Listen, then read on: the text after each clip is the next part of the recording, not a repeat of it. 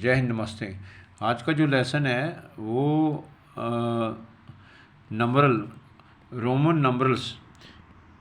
Roman नंबरल्स आप समझते हो कि ये जो नंबरल्स रोमन के हमें हमारे देश में इतने इसका ज़रूरत तो नहीं पड़ती, लेकिन जहाँ पे जगह कम होती है लिखने के लिए, जहाँ कम जगह कम होती है वहाँ पे रोमन नंबर्स को यूज़ किया जाता है। जैसे अभी हम ये देखते हैं कि इसमें कन्फ्यूज़न भी रहता है। इन नंबरों में ना देखा जाता है ना, जो कन्फ्यूज़न बना रहता है। मोस्टली हम जब स्कूल में पढ़ते हैं तो ये नंबर क्लासरूम के ऊपर देखे जाते हैं।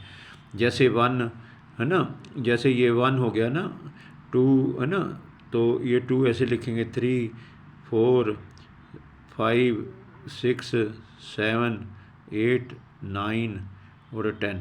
यहाँ तक तो हम देखते हैं स्कूल के अंदर थोड़ा हमें मेमोरी रहती, याद रहते हैं, लेकिन उसके आगे कन्फ्यूज़न सा शुरू हो जाता है ना। 11 11 जैसे 12 13, ये देखो 14 पे कन्फ्यूज़न हो जाता है ना, 14 कैसे लिखना है। और फिर ये 15 है ना, फिर 15 के बाद 16 17 और 18 के इसमें ये गलत लिखा है, एक डंडा और आएगा। और फिर 19 और ऐसे करके फिर 20 आ जाएगा ना। तो अभी इसको मैं बताता हूँ, फिर 20 आ जाता है ना। तो ये जो लफ्ज़ हैं, हम ये इसको देखते हैं, ये जो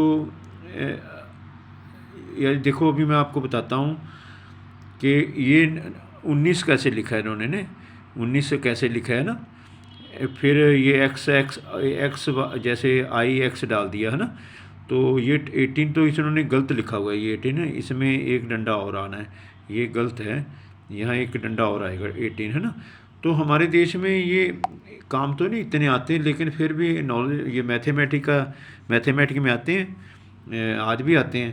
तो ये देखो अभी इन्होंने जो 20 को कैसे लिखा है ना, 30 को कैसे लिखा है, और 40 को कैसे लिखा है ना ये, और 50 को कैसे लिखा है, ये सारे आगे जो परीक्षा में तो ये काम आज भी आ रहे हैं, क्योंकि परीक्षा आज भी इन्हीं के ऊपर ऐसे ही है। हमारे मैथमेटिक में इसको मानता है इन शब्दों को।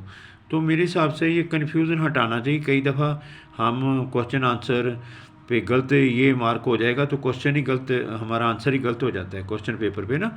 तो इनका क्वेश्चन पेपर पे कई दफ़ा ही आते हैं, क्वेश्चन पेपर में आते हैं, और आंसर हम इनको अगर नहीं हमारी पहचान होगी तो ये आंसर हमारा गलत हो सकता है। तो इसलिए मैंने सोचा ये इसका कन्फ्यूज़न, इनकी मेमोरी बना के रखना चाहिए हमारे मन में, ताकि गलती ना हो क्लास में। तो आज का टॉपिक यही था, इसके ऊपर ही था। जय हिंद।